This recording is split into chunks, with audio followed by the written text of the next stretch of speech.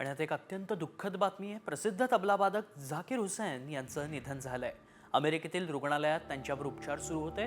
उस्ताद झाकीर हुसैन यांचा हृदयासंबंधी त्यांना त्रास जाणवू लागला आणि त्यांना रुग्णालयात दाखल करण्यात आल्यानंतर त्यांची प्राणज्योत मालवली आहे। वयाच्या 73व्या वर्षी त्यांनी अखेरचा श्वास घेतलाय। तन्मय 2024 हे वर्ष संपता खरं तर खूप दुःखद अशी ही बातमी समोर आलेली आहे, असं आपल्याला एक प्रकारे म्हणता येईल।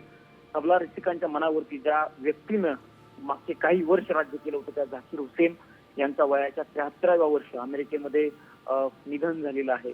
खरं तर झाकीर हुसैन यांची ओळख स्पेशल तबला वादक म्हणून होती।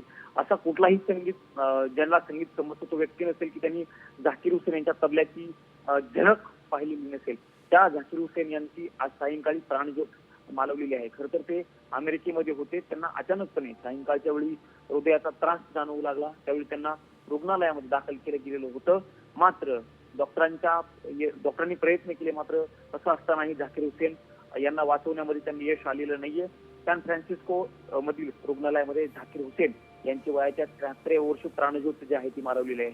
खरं तरी खूप दुःखद गोष्ट आहे तबला रसिकांसाठी म्हणावं।